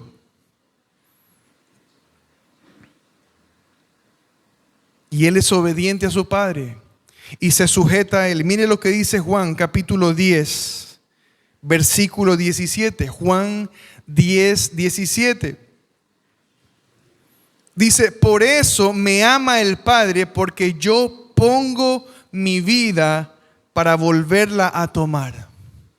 Nadie me la quita, sino que yo de mí mismo la pongo. Tengo poder para ponerla y tengo poder para volverla a tomar. Este mandamiento recibí de mi Padre. Queridos hermanos, concluimos este sermón de las 7 palabras preguntándonos: ¿qué vamos a hacer? ¿Cuál es la decisión que vamos a tomar a partir de conocer lo que Cristo hizo por ti y por mí? ¿Cuál es la actitud de nuestro corazón frente a nuestro pecado? ¿Cuál va a ser mi actitud frente a las tentaciones? El Señor Jesucristo nos enseñó. El Señor Jesucristo puso su propia vida aquí en la tierra para ser ejemplo para todos nosotros, para vivir la vida que agrada a Él.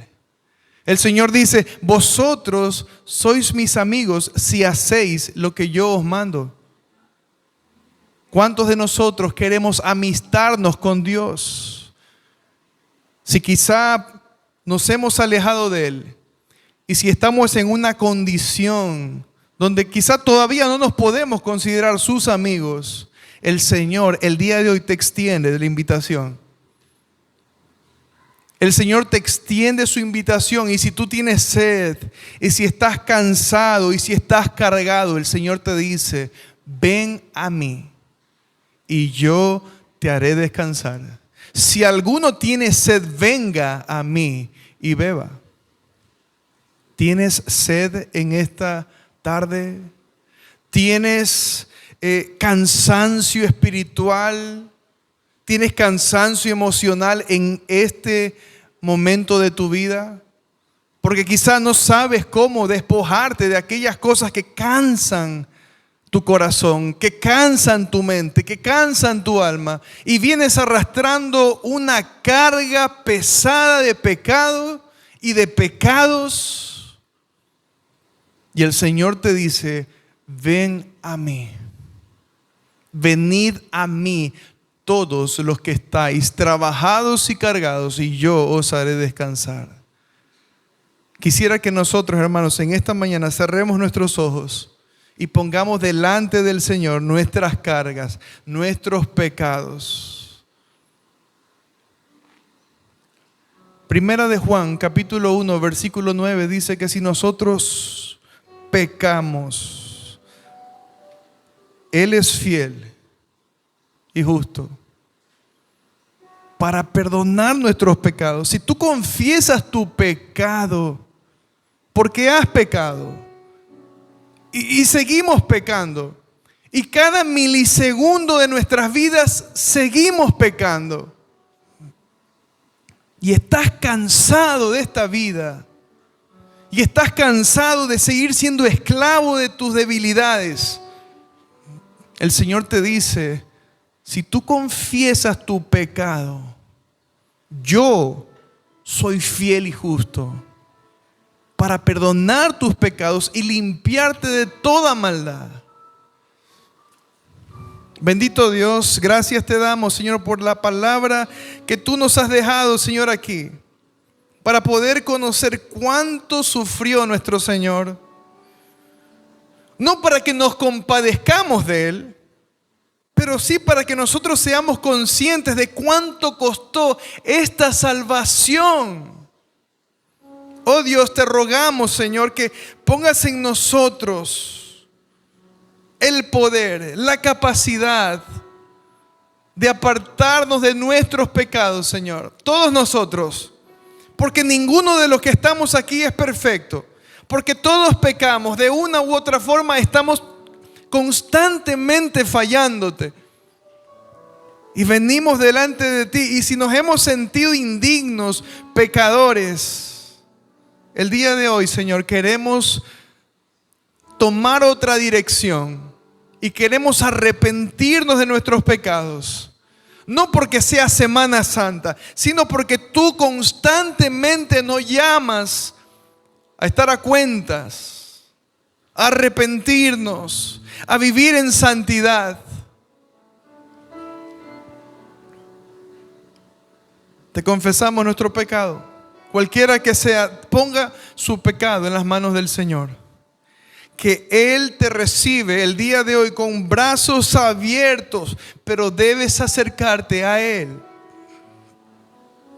Él conoce nuestros corazones.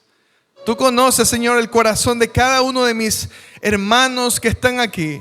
Y si hay alguien, Padre, que necesita tu salvación, te ruego, Dios, que quites de su mente, de su corazón, toda tiniebla, todo velo que no lo deja ver la luz de Cristo, para seguir a Cristo y para seguir adelante. Gracias te doy, Señor, por la bendición de meditar, de haber dedicado este tiempo, Señor, a tu palabra. Que pudiéramos estar en otro lugar. Quizá hubiéramos podido descansar, quizá hubiéramos podido aprovechar este día para hacer lo que quizá no podemos hacer durante la semana. Pero, Señor, hemos escogido la mejor parte de estar a tus pies bajo la enseñanza de tu palabra.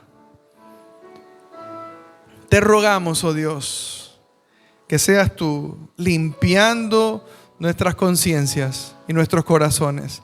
De tal forma, Señor, que podamos levantar nuestras cabezas, Señor, confiadamente, así como nos enseña tu palabra. Acerquémonos, levanta tu cabeza confiadamente delante de su trono.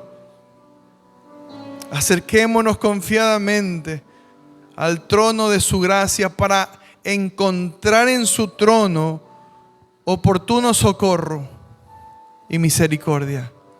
Gracia oportuna que tú repartes, Señor, y que tú das a todo aquel que se acerca a ti sinceramente, de todo corazón. Gracias te damos, Señor, por este momento tan especial que nos has bendecido. Y, Señor, podemos ponernos a cuenta delante de ti, Señor. Gracias te damos por la capacidad que nos das de seguirte y de servirte. En el nombre de Cristo Jesús. Amén.